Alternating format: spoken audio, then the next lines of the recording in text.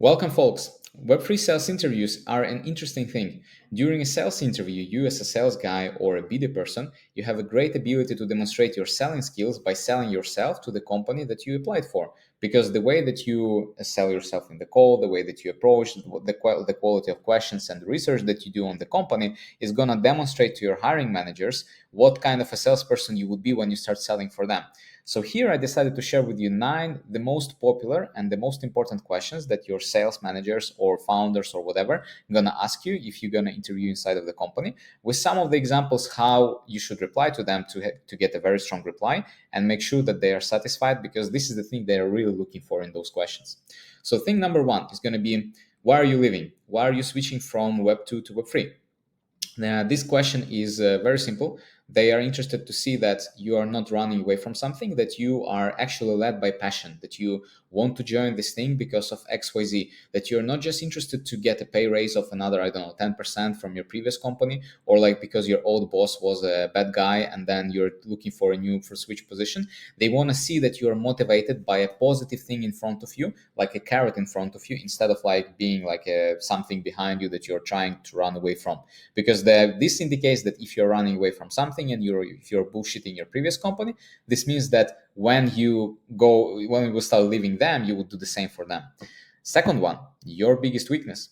Now, a lot of people here, they do mistakes. They tell, I don't have weaknesses, or they tell, actually, my biggest weakness is that I work too hard, or like I work too much, or anything like this, which is not real weakness.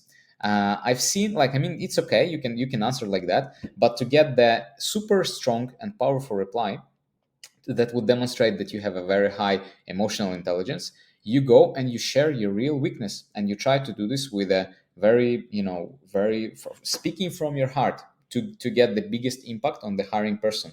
Share the real weakness that you have. For example, in my case, I do a good enough job, but for example, like if I know that I can get the job done for A, I would do it for A. And I know if there is a way to do it for A plus and A double plus. I won't do it for A plus or double plus, because even A works. So I wouldn't go and strive for the perfection. I would just do good enough job, and that's basically it. Which means that sometimes I don't do a job for 100%, which is not very good. And then you share how do you work with it, and you share what you're learning from it. So every hiring manager, founder, sales, they want to see with this response that you're a real human, that you understand your mistakes, that you're coachable, and that you're doing something about your weaknesses. Next one. When you join, how will you set up yourself for success? Uh, it's a very common question. They can ask you what you're gonna do, what kind of resources would you need, and all of stuff. You prepare for this question by bringing up a 30, 60, 90-day plan. How will you achieve success in this company? Like exactly step by step, what you will do in the first 30 days, what you will do in the first 60 days, what will you do in your first 90 days, how will you measure yourself. If you want, I can include the template of how I use the 30, 60, 90-day plan to apply for my positions like 6 months ago. And this can be a helpful and valuable learning for all of you guys to save you some time. If you're interested in that, let me know inside in comments, and also apply for the community and let me know about this in the community. Next one is going to be performance questions, like sales, guys. It's everybody will ask you like, so how much deals have you closed?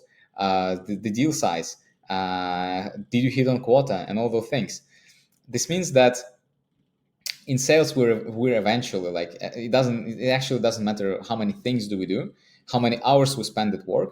At the end of the day, it matters what kind of results does it lead for. So if you have a salesperson that works 4 hours per day but they close 120% of quota, and a salesperson that works 9 hours per day and they close 70% of their quota, guess which one is going to be better? So when the people ask you about your performance, please try to be as specific as possible. So don't just say, oh yeah, actually I've been hitting on my quota, because everybody will say that. And a lot of people, like a lot of managers, they don't trust those things. They want to understand what exactly, like how exactly did you what exactly did you do to achieve that quota? How big of the number that was? What kind of deal sizes do you had? How did you compare to other salespeople inside of the company? And all those things.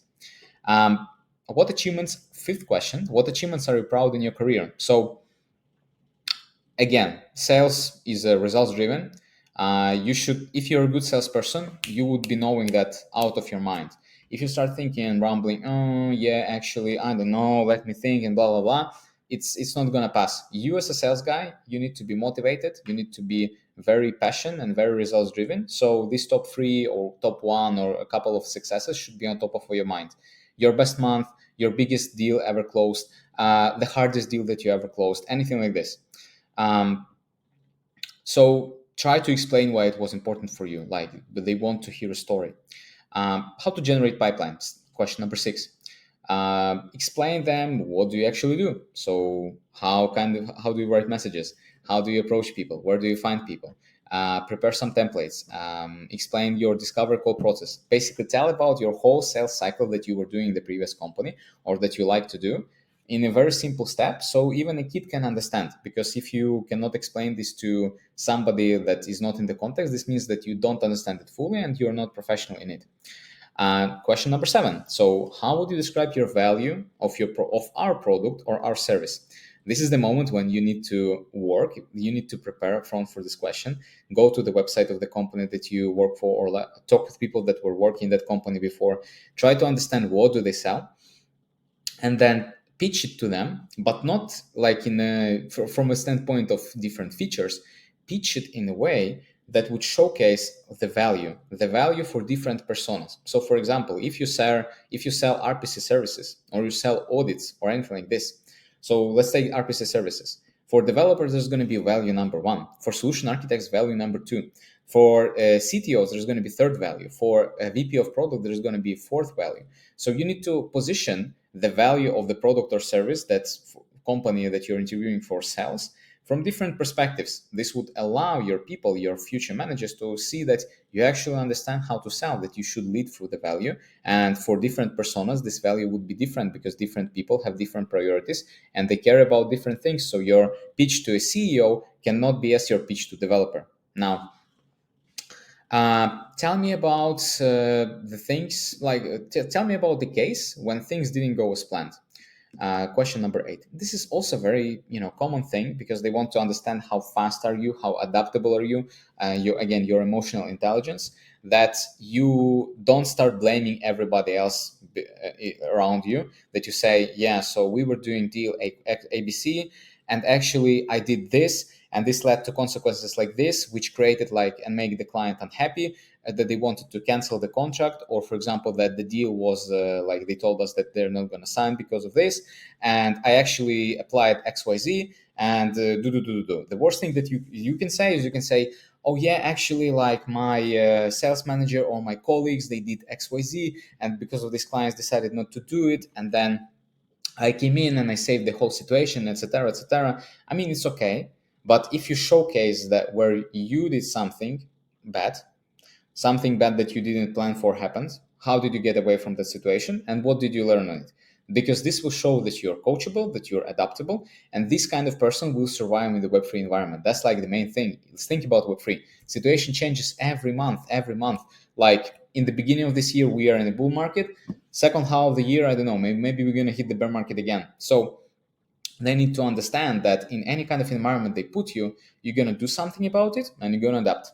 Now, question number 9, and they typically ask this in the end. They ask you what kind of other questions you have to me. The hiring managers would ask you to give them questions. And I can tell you, this is going to be 50% of your success if you nail this thing. So, what do they want to hear from you? First one, they do not want to hear your generic questions from you. How many people do you have? How long have you been in the company? Why did you decide to build this kind of company? I mean, the last one is okay, but the point of you asking the question would actually demonstrate how do you prepare for asking questions to your future prospects. Because when you go on a discovery with prospects, you can ask good questions if you prepare for that call, if you understand their world, if you understand what they're doing, if you understand why your solution is needed for them. So an example of a very good question would be to your manager is like, can you please tell me how did you like the learnings from your successful hires in the past and the learnings from your unsuccessful hires in the past?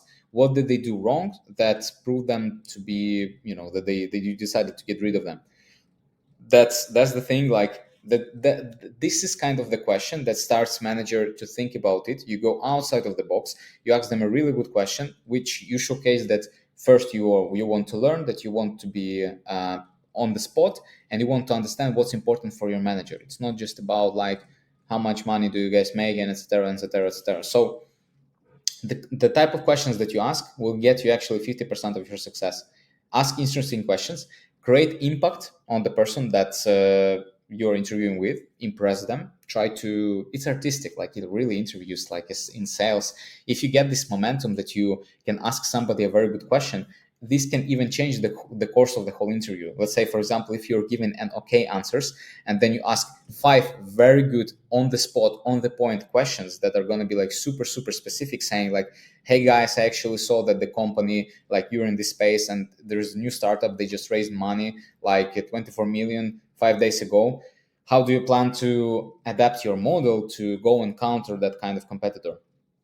This kind of question would also help you to understand how good of the company this is, because remember, interview is not only about asking you like how good of the person you are, but it's also as you are assessing this company, because you have, let's say, 10 interviews in front of you, 10 different companies. So how do you choose which one is right for you? You need to understand that you're going to be working with a serious people, with a serious team that know actually what they're doing. They're funded, that they have the expertise, and they're going to be fun to work with. And essentially, they're trying to assess you for the same. They want to know that whoever they bring on board is going to be fast to start generating money, because you can be a great guy, a great girl, the great person, etc., etc. But if you don't generate money, sorry, you gotta go. The sales team should be focusing on results.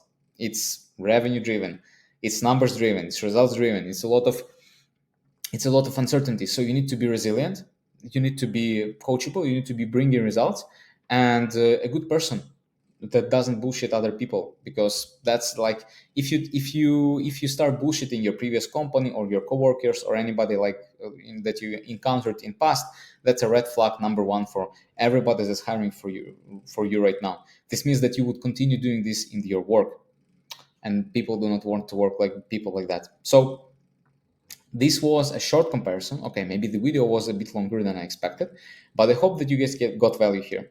If you do enjoy my work, please put a like on this video, subscribe to the channel if you're not yet subscribed, and join the Web3 Sales Gym community. There is a simple form, that first link in the video description. Click on it, fill out your details. I'm going to reach out to you, add you to the Telegram community, and everybody from Web3 Sales Gym will chill together, share information together, and share different opportunities. By the way, we're actually sharing like a couple of internship opportunities last week, so please join. See you.